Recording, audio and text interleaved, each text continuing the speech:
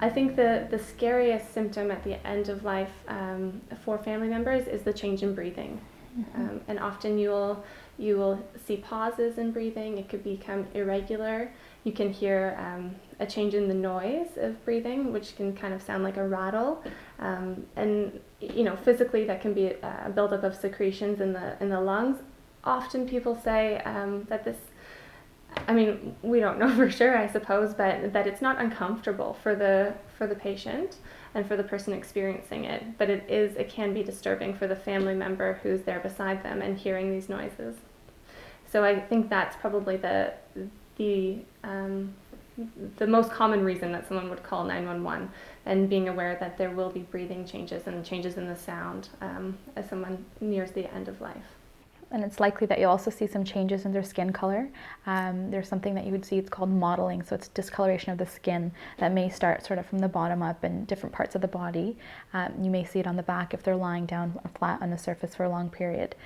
So anytime that you do start to see some mottling, death usually occurs within about 24 hours of that time period.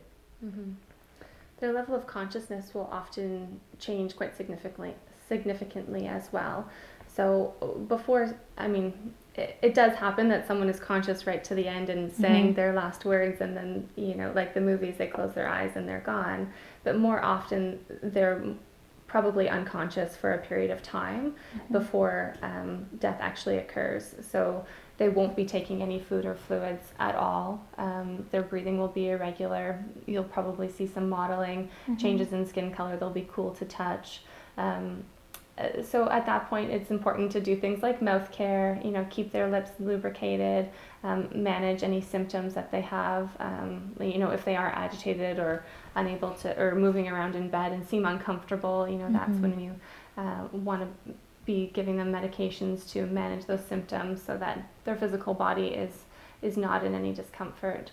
But mostly it's the changing in breathing and level of consciousness that you always see. You also likely see a decrease in the output, so there may not be any bowel movements happening or any urine being put out because they're not having much intake as well, so you'll see that effect.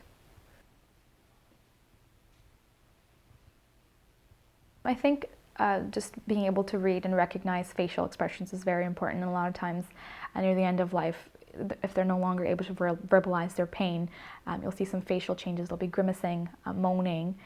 Sometimes they may be reaching for certain body parts if there's pain specific to a certain area. So those are certain things you can pick up on to realize that pain may be a factor in what's happening at that moment.